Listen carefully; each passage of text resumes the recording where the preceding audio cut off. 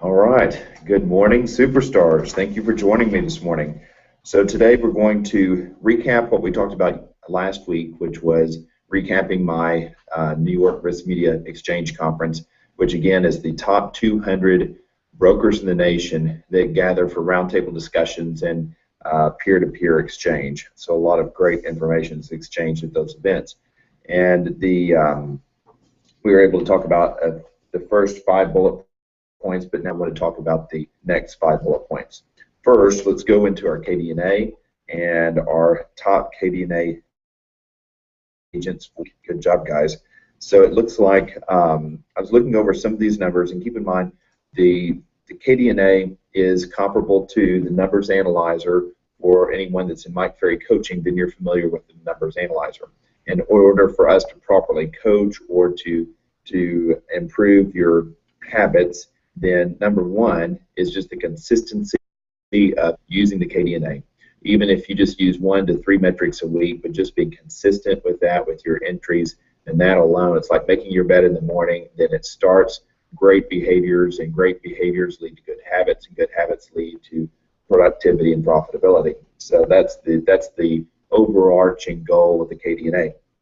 The secondary goal of the KDNA is to make sure that we can tweak and refine the things that we know we need to do. We all know we need to make calls, but yet, how effective are the calls that we're making?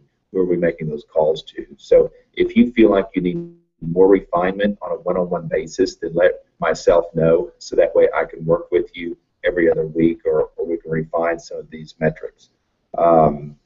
Frederick, I want to first congratulate you. It looks like you're building your listing inventory, 7 listings and 2 under contract, and 2 new listings for September. So Frederick is an agent that has been very consistent with his efforts in KDNA, and I see almost weekly Frederick putting out flyers or direct mail pieces or postcards. So the call to action in that obviously is working on those listings, and that's typically building your listing business.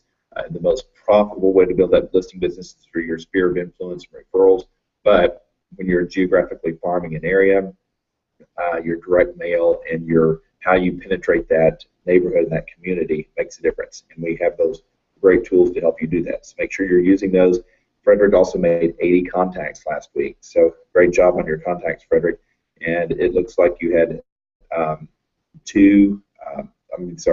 buyer appointment as well, and a buyer rep agreement taken, a listing appointment and a listing taken, and also opened 2 sales. So that's fantastic. One of the things that we look at, I want you guys to not confuse your buyer appointments with buyer counseling sessions. So one of the reasons we had 2 metrics on the KDNA is to ensure that your buyer appointments, keep in mind, these are new appointments with new buyers, and these are intended to be counseling sessions with these buyers where you're getting buyer rep agreements signed. So we're looking to see how many buyer rep agreements are being signed per buyer counseling session or appointment. To make sure that, because I saw we had 16 buyer appointments last week, that's high. That's fantastic. It's good that you guys, regardless, are working with a lot of buyers, but make sure that those are just initial buyer counseling session appointments. If you have any resistance to the buyer rep agreement being signed, keep in mind that you can make it just for a particular date. You can make it just for properties that you source. That's probably the easiest way that an exclusion that I put in buyer rep agreements is, we'll just make this just for properties that we identified for you that come through our email. Does that sound fair? Are you comfortable with that? There should be no reluctance or resistance to having any buyer rep agreement signed, as long as you properly explain that. The listing appointments. So great job on your listing appointment, guys. It looks like your listing appointment to listing taken ratio is a good ratio. So keep that up. If you have strong ratios, that means you're qualifying your listing appointments, or they're highly motivated sellers.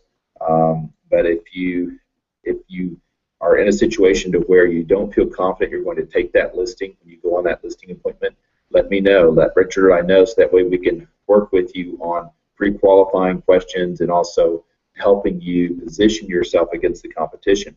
If you're competing with another agent, we want to make sure you have every tool in your tool belt to where you capture that listing. There's no reason why you shouldn't capture a listing when you're competing with any other agents. It could be the best agent that you think it could be for that property. If our marketing plan is more robust, and if the tools that we give you are more robust, and if your marketing efforts are better than the competition, then it doesn't matter who that other agent is. You should be taking that listing. So if you're not, and if you don't feel that confident, let me know or let Richard know, so that way we can work with you on that marketing plan and the tools. Make sure you understand all of those tools.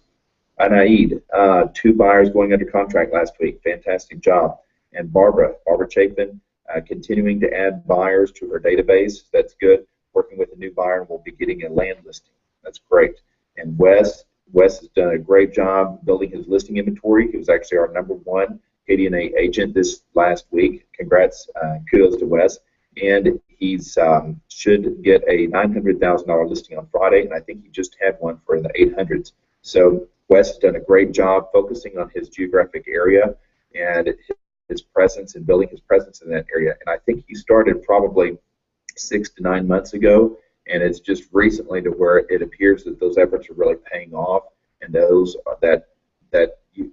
touches over the last 6 to 9 months are now leading to credibility, and it's the credibility and consistency. Really, it's the consistency that builds credibility, and then the credibility that directs the phone call when people are ready to list or they're thinking about listing. So keep that in mind. That with direct contact.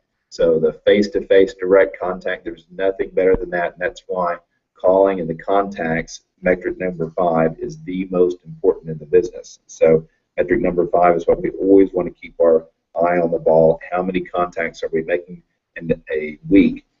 So these contacts can also be engagements. So don't forget about that. If you're on Facebook and you make an engagement, so an engagement is someone that you contact and then they contact you back. So you have a dialogue. If you have a dialogue, then you can count that as a contact. And we have this on, we may revise this, we have it on metric number 5 as a voice to voice. But the way I see it, as long as you have a dialogue, there's a lot of listings that come from text messages when you're texting back and forth, and also via email if you have a dialogue. So those do count as contacts. The whole purpose of a contact is to generate an appointment. Now you can't, it's hard to get an appointment on an email or text message, but a lot of times those are the metrics that we need to measure that lead to appointments. That's what we're trying to do here. Okay guys, Tammy Bennett, closing on Friday, worked 35 expired listings and delivered 10 flower pots to FSBOs. So what she's doing is by delivering flower pots to FSBOs, and think about it, it's totally opposite of what a lot of other realtors are doing. A lot of other realtors are coming in there asking for the listing, asking for business, asking for something. That seller feels interrogated. The seller is tired of talking to realtors, where when a realtor brings them something of value, something that shows good faith, that they want to deliver something that's more than expected to that seller, I think that sends a great message. That sends the kind of message that we want to send here at the Waller Group, which is delivering unexpected value, or delivering more value than what that buyer or seller would expect. So keep that in mind. Let's see. According to reports from back agent, let's see. So this is a reminder, as of October 1st, all CDRs must be generated in back agent. So we're getting great reviews on back agent. Everyone seems to like it. We appreciate you embracing that and utilizing that. That's a tool for you, for your benefit, and it also makes your CDRs and your transactions much smoother. Also, by putting them in sooner, then we can start earlier on some of the things that we need to do to prepare. Jill Bell, first buyer under contract, and will be listing the buyer's house. Came from her sphere of influence. Fantastic, Jill. Congratulations. Jill just received her license, so that is a great kudos. She has been licensed with the Waller Group, I think maybe at 30 days or just less than 30 days. So to have that under contract and 2 transactions, first 30 days, fantastic. Great job. Claudia, sending 150 just sold flyers around one of her recent sales. Good job, Claudia, on that. So one of the things that I'm going to announce, kind of skipping ahead a little bit, but I'm excited about it, and that is any listing over $400,000, we will help you facilitate the marketing plan. So our marketing plan is very robust. It's more robust than most marketing plans with most brokerages, and that's why we want it done right, and we want to help you facilitate that. So we're not doing that on all properties, but right now for listings over $400,000, we want to. We're also rebranding a lot of our marketing. We'll have some things to show you hopefully by the next sales meeting of our new just listed cards, just sold cards, templates for you guys to use on Facebook, and tools where we can do a lot of this for you. And we're getting our partners through mortgage and title to help you pay for some of these things. So it's going to be a great way for you to position yourself to where your branding should be better, if not as good, but better than Sotheby's. And I think Sotheby's is the only one right now that probably has great branding. But your online presence and your presence in a geographic area will really be enhanced through using the marketing horsepower of our preferred vendors, which are Reunion Title, Prospect Mortgage, and Service First Mortgage, and Trinity. So keep those in mind as you're working your geographic farm, because to do it right, it does cost money to market to your geographic farm. And Wes has seen great results. A lot of you, Erica, a lot of you have seen great results with that. So let's keep moving forward with that. Okay, so I'm going to go through. First, I'm going to just recap some of the things we talked about last week. So personalization and content generation. These are not just buzzwords, but personalizing your interaction with your clients.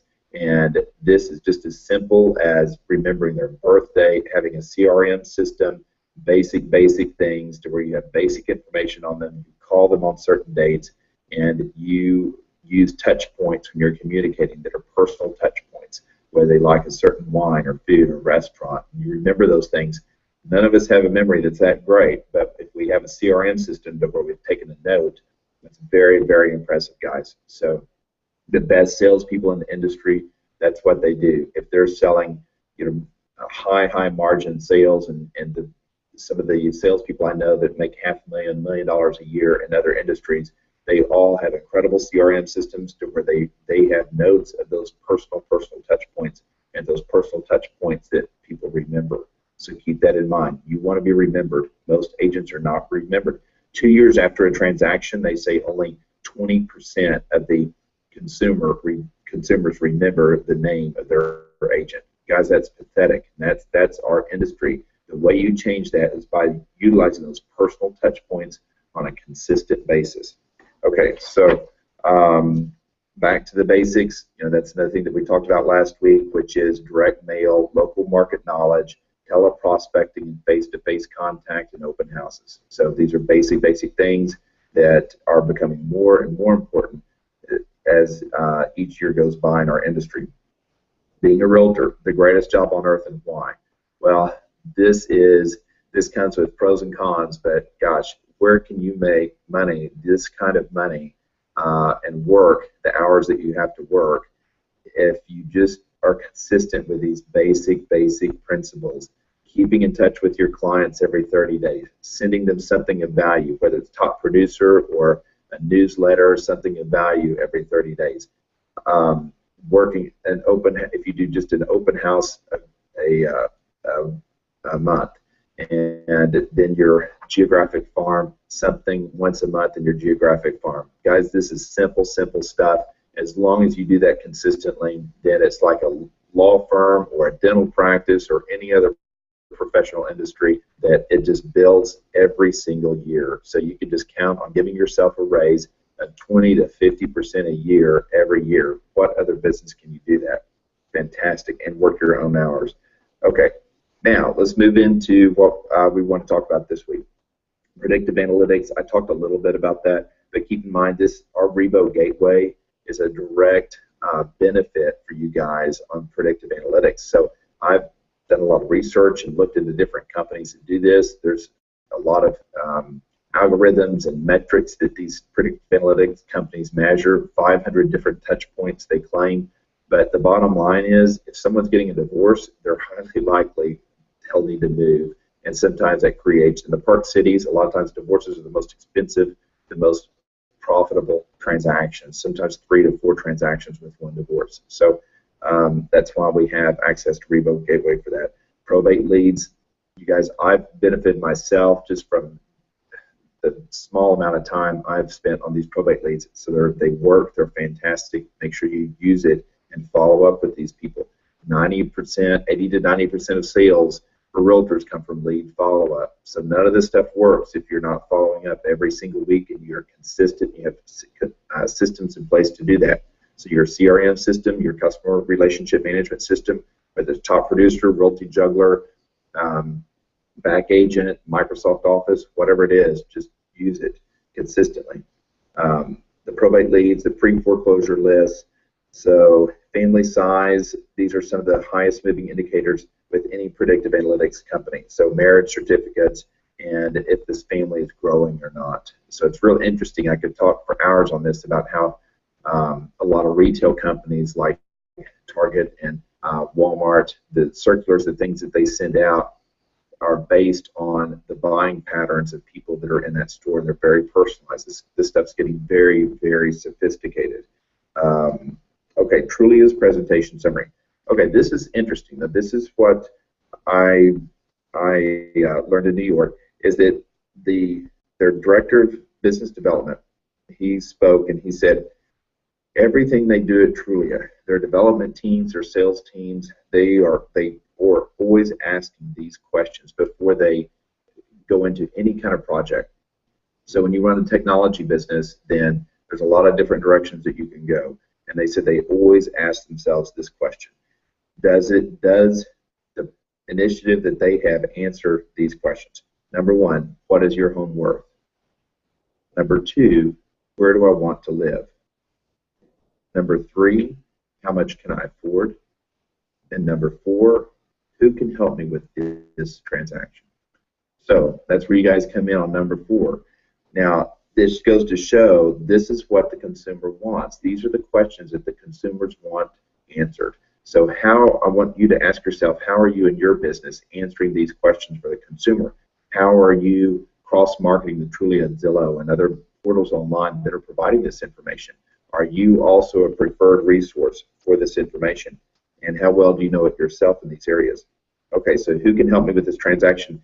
This kind of goes into what I learned from the Google presentation, which in the Google presentation, there's the ratings and reviews were emphasized more than anything. So keep in mind, your reviews and your ratings are critical as to who they use in the transaction. And Zillow and Trulia are already emphasizing that. Okay, so are you answering the questions in the forums in your area for Zillow, Yelp, and Trulia? Do you have profiles set up and alert notifications set?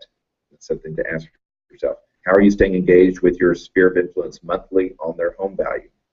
So are you using Top Producer Connector? That's probably the best, most streamlined, slickest product I've seen out there. It's not cheap, but you get what you pay for, and it sends a market snapshot once a month.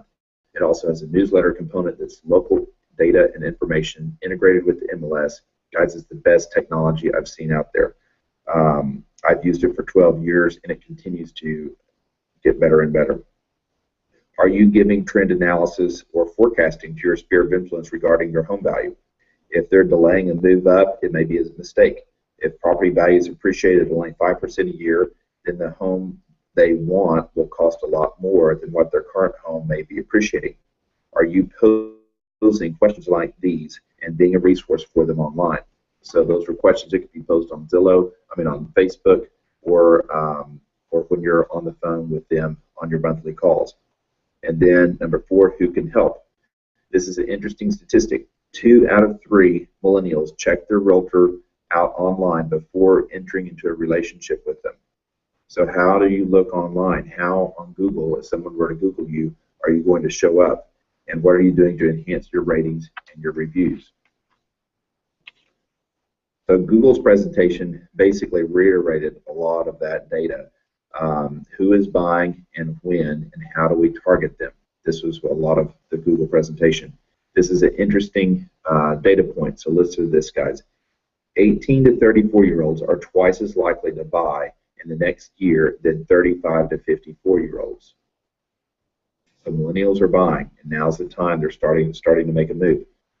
2 out of 3 research their agent online before working with them. So that was my takeaway from the whole Google presentation. The other takeaway was home tour videos. Home tour videos are extremely important in your Google ranking and your credibility on Google. So are you snapping videos and posting home tours of your pre-listings or even properties that you preview for your clients? When you see exceptional properties, those could be great posts and video tours. So there's the Rook, who in the Metrotex, he teaches a lot about video and social media, so that could be a good resource for you too, just locally here at Metrotex. And then last but not least, this I've already mentioned several times, but agent ratings and future of agent selection. This is one of the reasons for our brokerage we're spending so much money and time and resources to make sure that we have a positive review on you guys, that we're getting great surveys back, that we're getting a high engagement rate on our surveys. And that's something that I would also mention to your sellers when you're on a listing appointment or a buyer appointment, is that the Waller Group as a firm, one of the ways that we grade ourselves, that we compare to other firms, is Realogy, which owns Coldwell Banker, Citrus 21, Sotheby's, Better Homes and Gardens, ERA. Their best brokerages have a 35% return rate on their surveys. That's considered high marks on getting those surveys back. We're averaging 42 to 52% return rate on our surveys, thanks to Kimberly. So we're also, to follow that up, we're also giving gift cards.